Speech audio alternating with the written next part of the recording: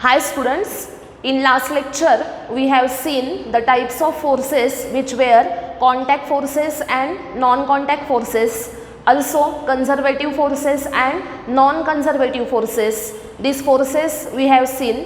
Also we have seen there are real forces and pseudo forces. Now in today's lecture we are going to discuss the new point which is frame of reference and the types of frame of reference which are inertial frame and non-inertial frame of reference. Okay, first we are going to discuss what is meant by the frame of reference. What is meant by the frame of reference?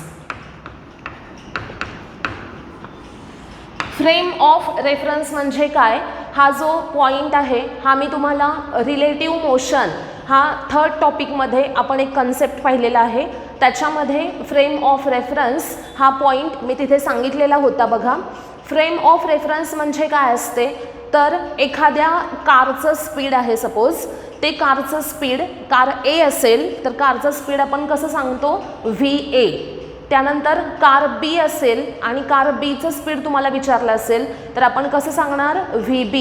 Similarly car C आहे आणि car सीचं speed तुम्हाला विचारलं असेल त्याचा symbol काय असेल तर VC असा असेल. मग आता इथे VA, VB, VC हे काय आहेत तर स्पीड आहेत. कोणाच्या स्पीड आहेत तर ऑब्जेक्ट ABC या तिघांचे स्पीड काय असतील VA, VB आणि VC असतील. आता इथे ज्या वेळेस आपण हे स्पीड सांगितले त्यावेळेस ते विथ रिस्पेक्ट टू काय सांगितलेले आहेत इथे तर विथ रिस्पेक्ट टू अर्थ सांगितलेले आहेत. म्हणजेच सपोज एखादा ऑब्झर्वर हा रोडवर उभा आहे म्हणजेच अर्थच्या सरफेसवर उभा आहे आणि त्याच्या समोरून एखादा ऑब्जेक्ट चाललेला आहे, त्याच्या समोरून एखादी कार चाललेली आहे तर त्या कारचं स्पीड जे असेल ते विथ रिस्पेक्ट टू काय झालं ऑब्झर्वर झालं. ऑब्झर्वर आहे कुठे अर्थच्या सरफेसवर म्हणजेच कुठे आहे रोडवर आहे आणि म्हणून त्या ऑब्जेक्टचं स्पीड जे आपण सांगतोय ते विथ रिस्पेक्ट टू काय आहे इथे अर्थ आहे. बरोबर, म्हणजे विथ रिस्पेक्ट टू जे आपण सांगतो ते म्हणजे काय असते तर फ्रेम ऑफ रेफरन्स असते. म्हणजे काय एखाद्या ऑब्जेक्टचं स्पीड सांगण्यासाठी ज्याचा रेफरन्स घेतला जातो तो रेफरन्स म्हणजे काय तर फ्रेम ऑफ रेफरन्स. ओके, एखाद्या ऑब्जेक्टचं स्पीड आपण विथ रिस्पेक्ट टू समथिंग सांगतो. मग विथ रिस्पेक्ट टू काय कशासाठी तुम्ही म्हणजे ऑब्झर्वर आहे कुठे तर ती जी आहे त्याला काय म्हणायचं तर फ्रेम ऑफ रेफरन्स असं म्हणायचं. मग इथे फ्रेम ऑफ रेफरन्सची डेफिनिशन काय असू शकते बघा तर अशी सिस्टीम ज्या सिस्टीममध्ये ऑब्झर्वर आहे आणि विथ रिस्पेक्ट टू तो ऑब्झर्वर आपण एखाद्या ऑब्जेक्टचं स्पीड काय करतोय डिस्क्राईब करतोय अशा सिस्टीमलाच काय म्हटलं जातं तर फ्रेम ऑफ रेफरन्स असं म्हटलं जातं.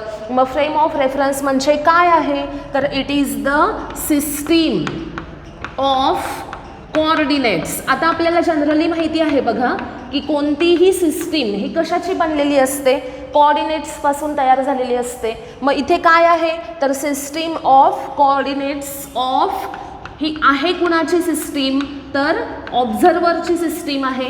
मग system of coordinates of observer which is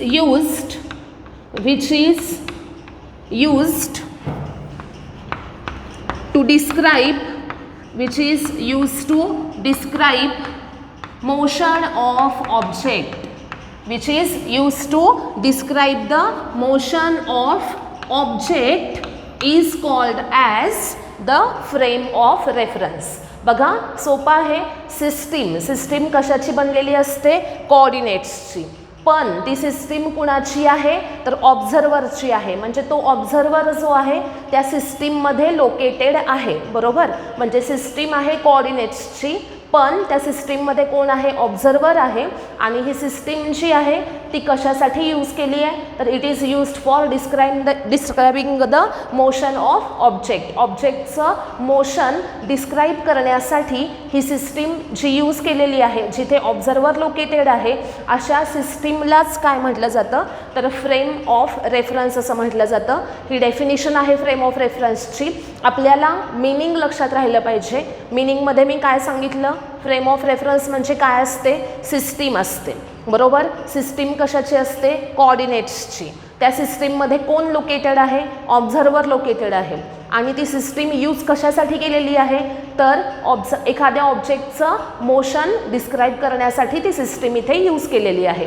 म्हणजेच सपोज एखादा ऑब्जेक्ट आहे तो मोशनमध्ये आहे आणि त्या ऑब्जेक्टचं स्पीड इतकं आहे, सपोज 80 मीटर पर सेकंद आहे असं आपण सांगतोय की एखाद्या ऑब्जेक्टचं स्पीड किती आहे 80 मीटर पर सेकंद आहे. तर ते स्पीड ज्यावेळेस आपण सांगतो त्यावेळेस ते स्पीड विथ रिस्पेक्ट टू काय आहे ते आपण सांगितलं का नाही. मग आता इथे ज्यावेळेस असं सांगितलं जात नाही की विथ रिस्पेक्ट टू काय आहे ते, तर त्यावेळेस कोणती फ्रेम घेतली जाते, अर्थ घेतली जाते. म्हणजे generally earth is the frame of reference.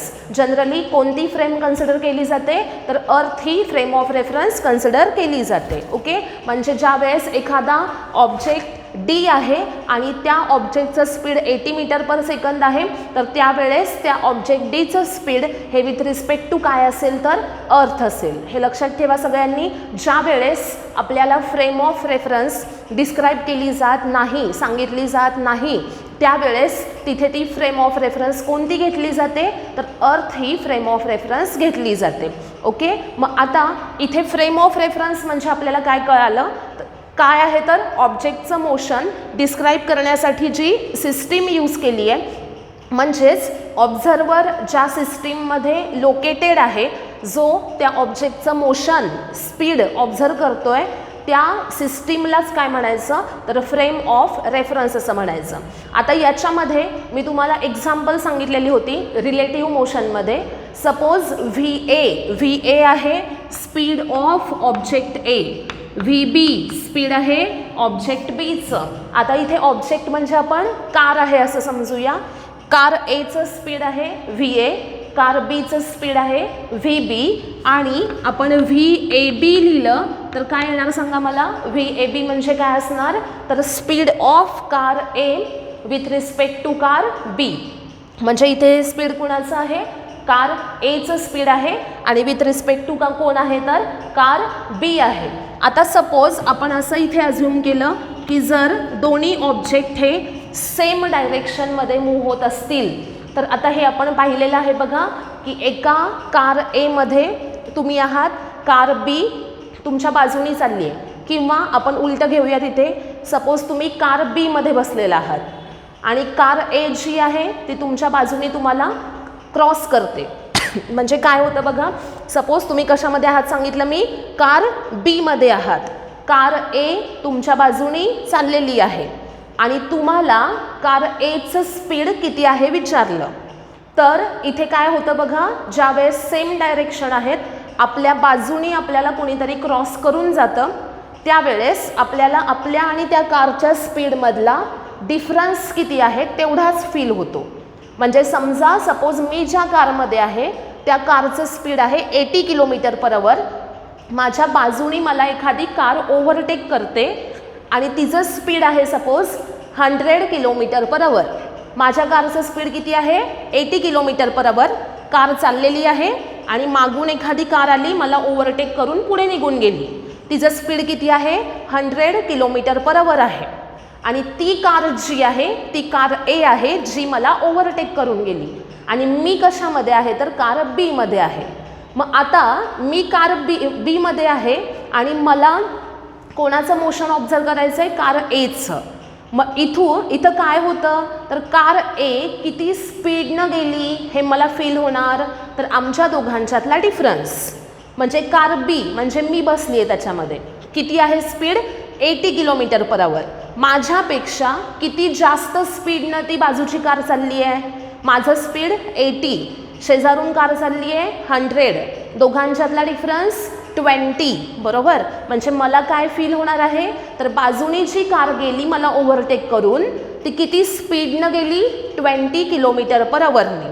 म्हणजे मला फील काय झालं तर माझ्या आणि त्या कारमधल्या स्पीडमधला डिफरन्स फक्त फील झाला.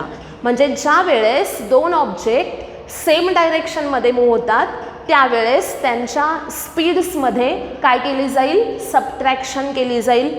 म्हणजेच इथे व्ही ए बी असं मी लिहिलं आहे. व्ही ए म्हणजे काय असणार आहे, speed of car A, V B असणार आहे स्पीड ऑफ कार बी आणि व्ही ए बी काय असणार आहे तर speed of car A with respect to car B. बरोबर, म्हणजे इथे फ्रेम ऑफ रेफरन्स कोण आहे तर कार बी आहे.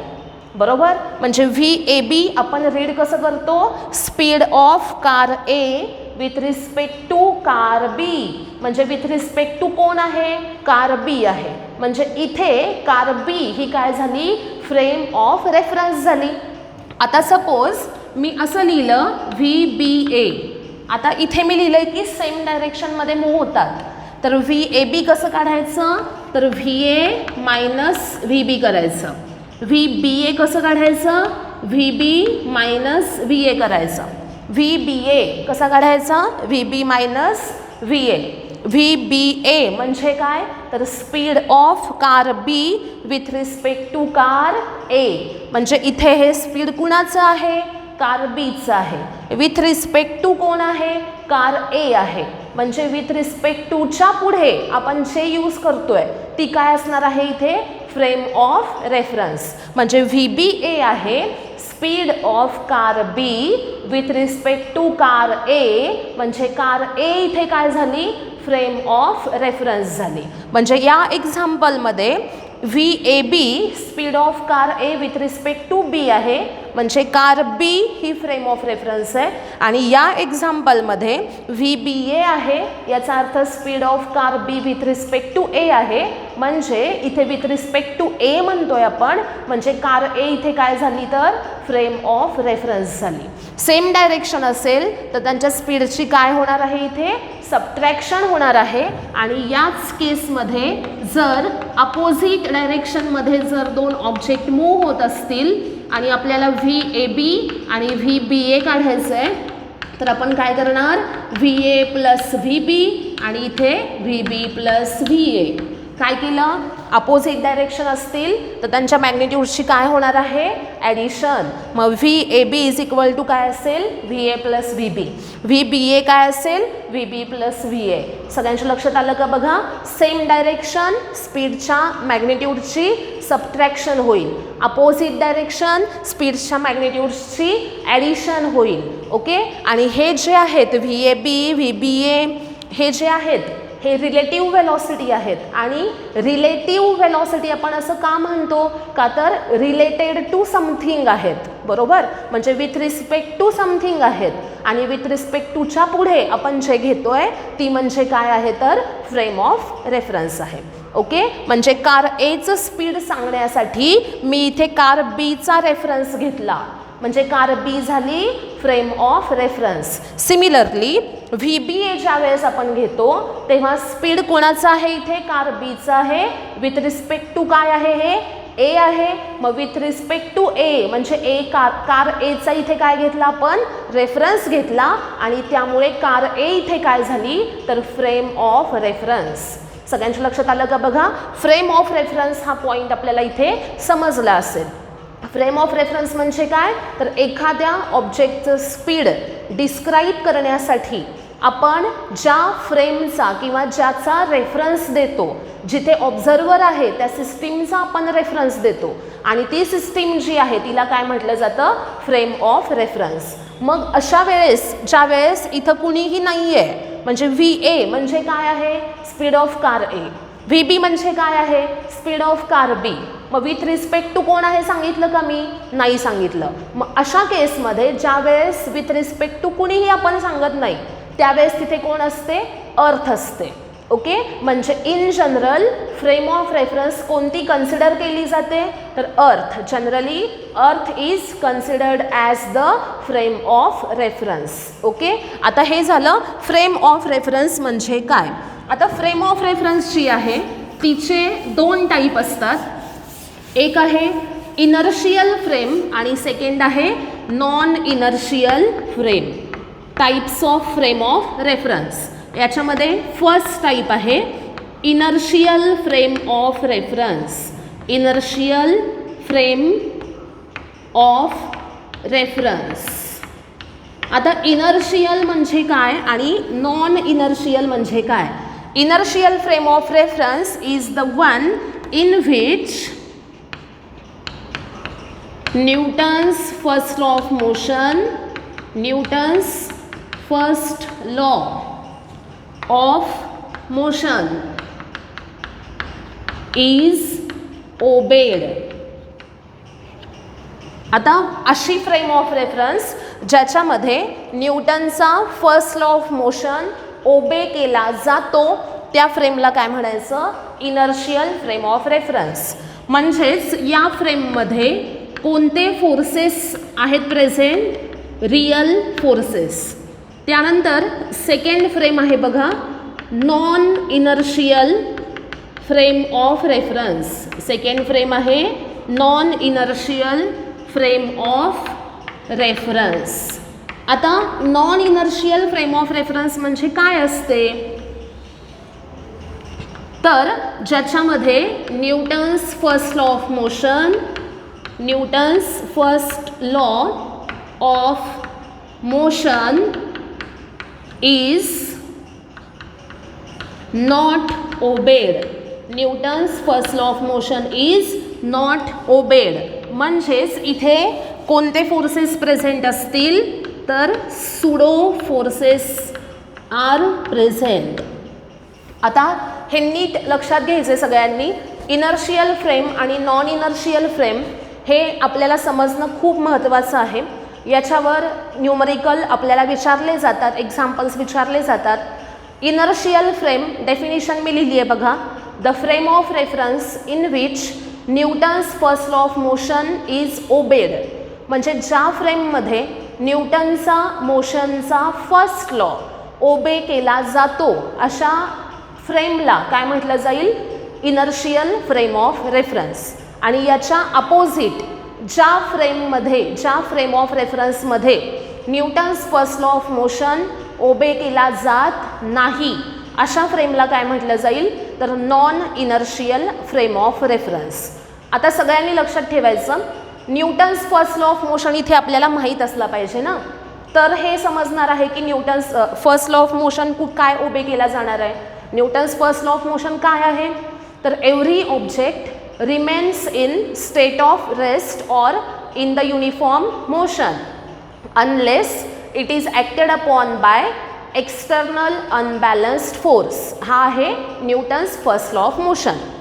प्रत्येक ऑब्जेक्ट हा रेस्टमध्ये राहतो किंवा जर तो युनिफॉर्म मोशनमध्ये असेल तर युनिफॉर्म मोशनमध्ये राहतो. कधीपर्यंत, तर जोपर्यंत त्या ऑब्जेक्टवर एक्सटर्नल फोर्स अप्लाय केलं जात नाही तोपर्यंत तो रेस्टमध्ये असेल, रेस्टमध्ये राहील. युनिफॉर्म मोशनमध्ये असेल तर युनिफॉर्म मोशनमध्ये राहील. ओके. आता हे जे आत्ता मी तुम्हाला सांगितलं हे न्यूटन्स फर्स्ट लॉ ऑफ मोशनचं स्टेटमेंट झालं. आता याचं मिनिंग काय आहे, तर एक्सटर्नल फोर्स अप्लाय केल्याशिवाय कोणत्याही बॉडीची स्टेट बदलत नाही. म्हणजे काय, रेस्टमध्ये आहे त्याला रेस्टमधून बाहेर काढायचं आहे, मोशनमध्ये आणायचं आहे. काय केलं पाहिजे आपल्याला, त्याला फोर्स अप्लाय केलं पाहिजे. एखादा इथे चॉक ठेवला असेल मी आणि तो चॉक जर मी इथे ठेवला तर तो आत्ता कोणत्या कंडिशनमध्ये आहे, रेस्ट कंडिशनमध्ये आहे. जोपर्यंत मी त्याला फोर्स लावून उचलत नाही, सपोज मी याला इथे आता फोर्स लावला आणि उचलला, एक्सटर्नल फोर्स अप्लाय झालं म्हणून त्याचं काय झालं, मोशन झालं. आता मी हा परत इथे ठेवला तर हा आहे असाच राहणार आहे. जर मी ह्याला फोर्स अप्लाय करून लिफ्ट केला, उचलला, तर त्याचं मोशन झालं. म्हणजेच हा जो ऑब्जेक्ट आहे याला जोपर्यंत मी फोर्स नाही अप्लाय करत तोपर्यंत तो आहे असा राहील, रेस्टमध्ये राहील. बरोबर. म्हणजेच ऑब्जेक्टची ही जी स्टेट आहे रेस्ट कंडिशन ती बदलण्यासाठी त्याला काय अप्लाय करावं लागलं, फोर्स अप्लाय करावं लागलं, एक्सटर्नल फोर्स. आणि हे जे फोर्स मी अप्लाय केलं हे फोर्स रियल आहे का सुडो फोर्स आहे? कसलं फोर्स आहे सांगा मला, रियल फोर्स आहे ना. ज्या वेळेस एखादं फोर्स कुणी अप्लाय केलं हे आपल्याला माहिती आहे, त्या फोर्सचा सोर्स आणि ओरिजिन माहीत आहे, त्यावेळेस त्या फोर्सला आपण काय म्हणतो, रियल फोर्स असं म्हणतो. बरोबर. म्हणजे सपोज एखादा ऑब्जेक्ट इथं आहे आणि मी या फोर्सला लिफ्ट केला, मला माहिती आहे ना कुणी फोर्स अप्लाय केलं, याचा ओरिजिन काय आहे माहिती आहे. म्हणजे हे जे फोर्स अप्लाय झालं हे कसलं फोर्स आहे, रियल फोर्स आहे. म्हणजेच आपण न्यूटन्स फर्स्ट लॉ ऑफ मोशनमध्ये काय सांगतो की फोर्स अप्लाय केल्याशिवाय ऑब्जेक्टची स्टेट जी आहे ती बदलत नाही. याचा अर्थ काय, तर तिथे कोणतं फोर्स प्रेझेंट असलं पाहिजे, रियल फोर्स प्रेझेंट असलं पाहिजे. न्यूटनचा फर्स्ट लॉ सांगतो की रियल फोर्स अप्लाय झाल्याशिवाय ऑब्जेक्ट स्वतःची स्टेट बदलत नाही. स्टेट बदलत नाही याचा अर्थ रेस्टमध्ये आहे तर रेस्टमध्येच राहील, मोशनमध्ये असेल तर मोशनमध्येच राहील. बरोबर. मग हे जे सांगितलं न्यूटननी, ह्याला बेस काय आहे, तर रियल फोर्स हा बेस आहे त्याचा. म्हणजे रियल फोर्स अप्लाय झाल्याशिवाय ऑब्जेक्टचं मोशन होऊ शकत नाही आणि मोशनमध्ये असेल तर तो रेस्टमध्ये जाऊ शकत नाही. ओके. म्हणजे न्यूटन फर्स्ट लॉमध्ये सांगतो की रियल फोर्स अप्लाय झालं पाहिजे तरच स्टेट बदलणार आहे. मग या स्टेटमेंटशी असोसिएट किंवा हे स्टेटमेंट फॉलो ज्या फ्रेममध्ये होतं, ज्या केसेसमध्ये होतं, त्या सगळ्या केसेस या कशामध्ये येतात, इनर्शियल फ्रेम ऑफ रेफरन्समध्ये. आणि याच्या अपोजिट केस कोणती आहे, तर ज्या फ्रेममध्ये न्यूटनचा first law of motion obey केला जात नाही, इट इज नॉट ओबेड, त्या फ्रेमला काय म्हणायचं, non inertial frame of reference. म्हणजेच सपोज कारमध्ये तुम्ही बसलाय आणि कारनी लेफ्टला टर्न घेतला. टर्न घेतल्यानंतर तुमची मूवमेंट कोणत्या डायरेक्शनमध्ये होते, लेफ्टला कार गेली तर तुमची मूवमेंट कोणत्या डायरेक्शनमध्ये होईल, राईट डायरेक्शनमध्ये. बरोबर. म्हणजे इथे तुम्हाला असं फोर्स अप्लाय झालं ना, पण ते फोर्स कुणी अप्लाय केलं माहिती आहे का, नाही माहिती. म्हणजे हे फोर्स कसलं आहे, सुडो फोर्स आहे. मग आता इथे न्यूटनचा first law of motion applicable आहे का सांगा मला, नाही ना. म्हणजे कारने लेफ्टला टर्न घेतला तर तुम्ही कुठे पुश केले जाता, राईटला. मग न्यूटन सांगतो की फोर्स अप्लाय केल्याशिवाय स्टेट बदलत नाही.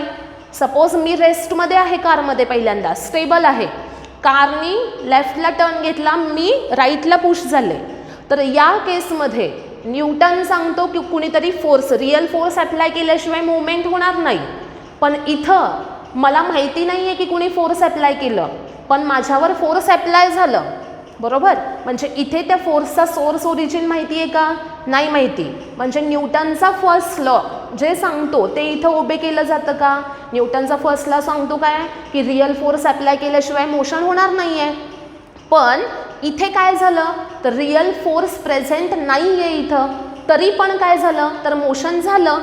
बरोबर. म्हणजे हे जे आहे हे statement Newton's first law of मोशनच्या कसं आहे, कॉन्ट्राडिक्टरी स्टेटमेंट आहे, अपोजिट स्टेटमेंट आहे. म्हणजे इथे Newton's first law of motion obey केला जाणार नाही.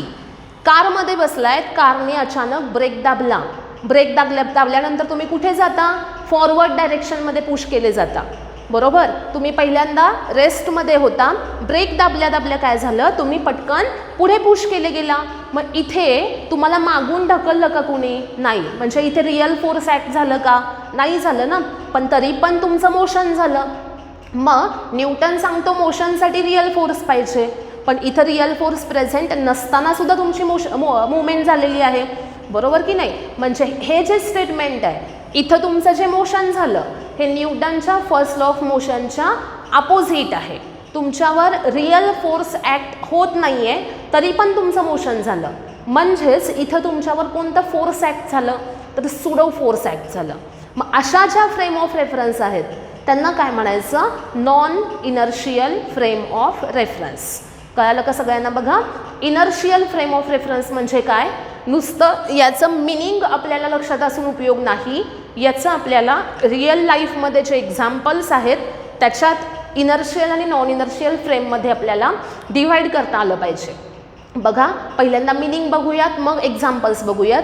इनर्शियल फ्रेम ऑफ रेफरन्स म्हणजे काय असते सांगा मला, the frame of reference in which Newton's first law of motion is obeyed is called as the inertial frame of reference. आणि या फ्रेममध्ये कोणते फोर्सेस प्रेझेंट आहेत, real forces. Second, non inertial frame of reference, the frame of reference in which Newton's first law of motion is not obeyed is called as the non inertial frame of reference. आता इथे कोणते forces present आहेत बघा, sudo forces. Okay. आता मी तुम्हाला काही example सांगते आणि मग तुमच्या लक्षात येईल की इनर्शियल फ्रेम कोणती असेल आणि नॉन इनर्शियल फ्रेम याच्यामध्ये कोणती असेल. ओके,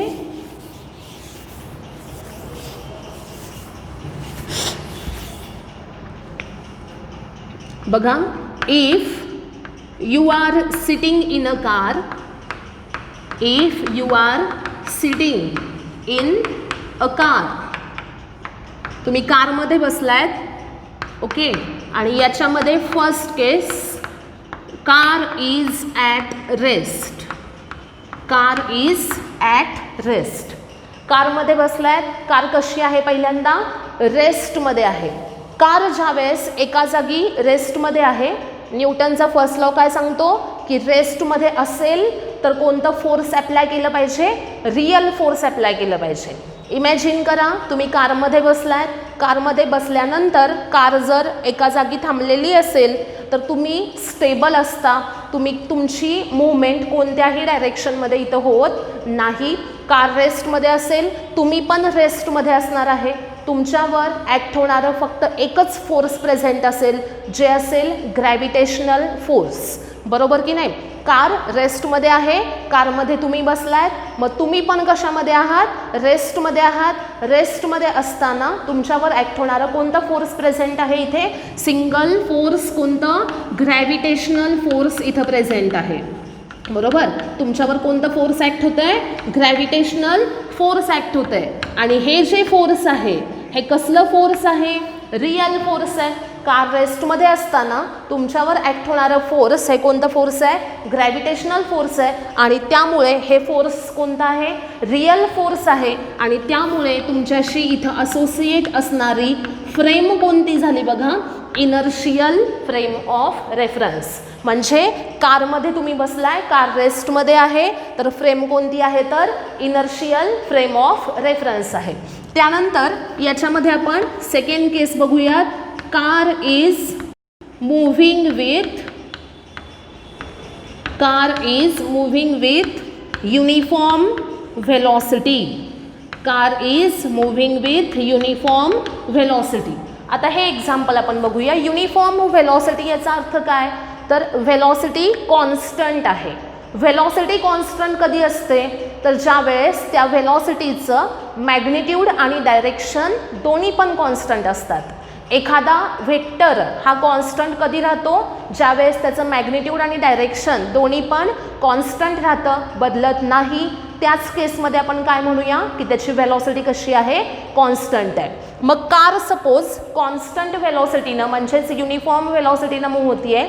याचा अर्थ काय, तर कारचं स्पीड आहे सपोज 80 km/h आणि 80 km/h या स्पीडनं कार ही हायवेच्या एका लेनवरून चालली आहे, स्ट्रेट रोडवरून कार चालली आहे, डायरेक्शन बदलत नाही, फॉरवर्ड डायरेक्शनमध्ये कंटिन्यू चालली आहे, कुठेही टर्न घेतला नाही, स्ट्रेट लाईनमध्ये एकाच डायरेक्शनमध्ये कॉन्स्टंट स्पीडनं चालली आहे. म्हणजेच 80 km/h या स्पीडनं एका लेनवरून फॉरवर्ड डायरेक्शनमध्ये कार कंटिन्युअसली चालली आहे. ओके, स्पीड बदललं नाही, काही नाही. म्हणजे इथे युनिफॉर्म व्हेलॉसिटी आहे, म्हणजेच कॉन्स्टंट व्हेलॉसिटी आहे.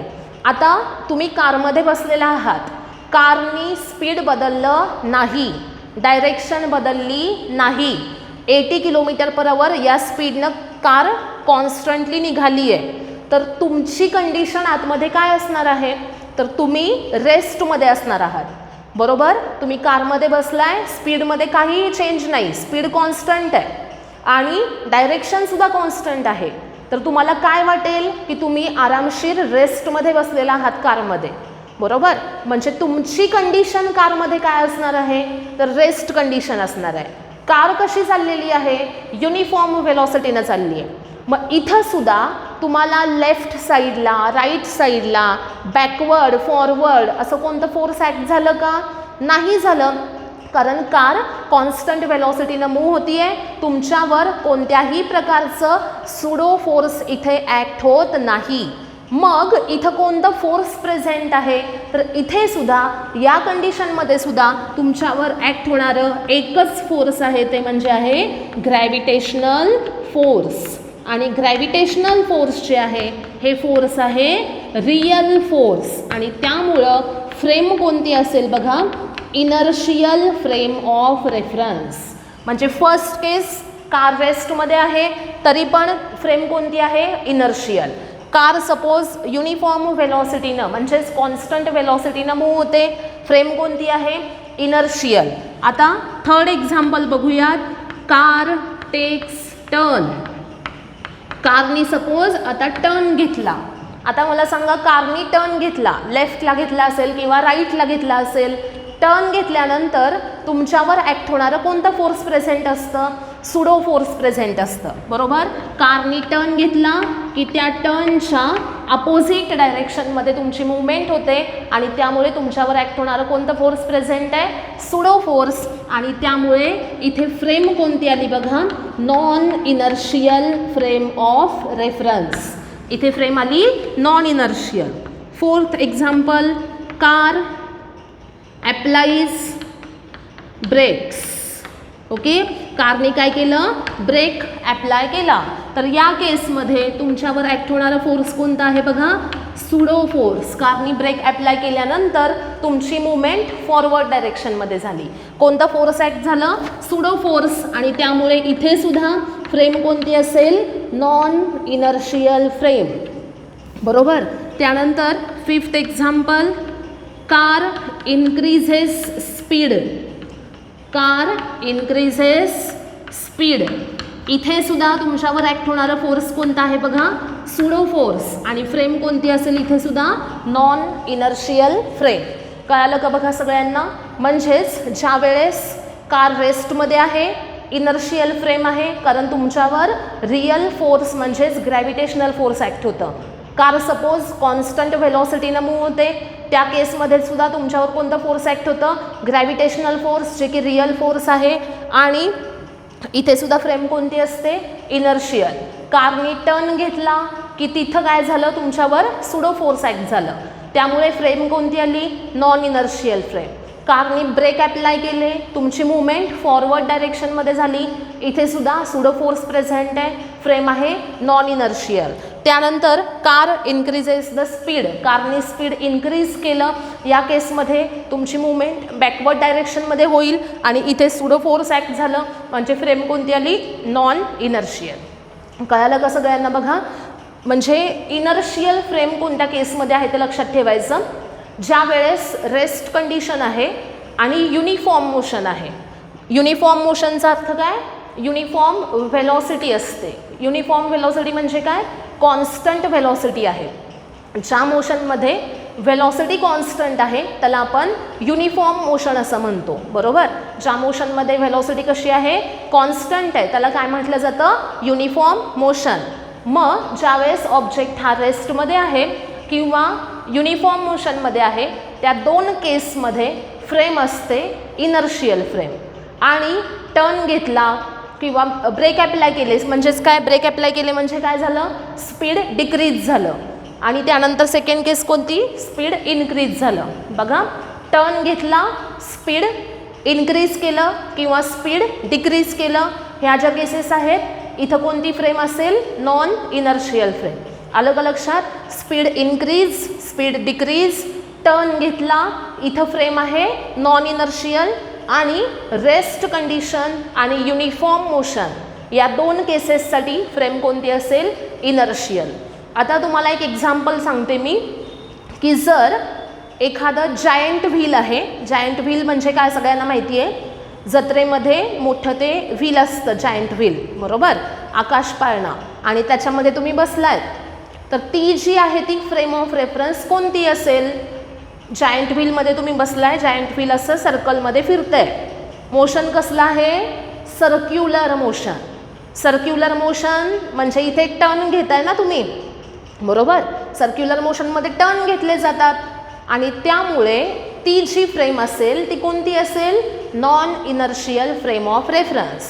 लक्षात ठेवा, सर्क्युलर मोशन आहे, त्याच्यामध्ये तुम्ही काय करता, वेगवेगळ्या पॉईंटला टर्न घेता. सर्क्युलर मोशन नंबर ऑफ टर्न्सचं बनलेलं आहे आणि त्यामुळे तिथे फ्रेम कोणती असणार आहे, तर non inertial frame of reference. Earth sun भोवती काय होते, रोटेट होते. Earth rotate around the sun, frame कोणती आली, non inertial. Moon rotate around the earth, frame कोणती आली? Non inertial. You are sitting in a giant wheel and a giant wheel moves, frame कोणती आली? Non inertial. If you are sitting in a car, car is at rest, frame inertial.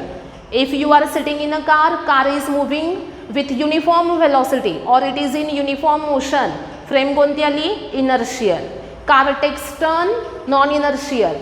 त्यानंतर car increases or decreases speed, then it is also non inertial frame. सगळ्यांना frame of reference, inertial आणि non inertial frame of reference हे point समजले असतील. हे खूप महत्त्वाचं आहे, याच्यावर आपल्याला न्यूमरिकल्स विचारले जातात, त्याच्यामुळे व्यवस्थित हे सगळ्यांनी समजून घ्यायचं आहे. ओके.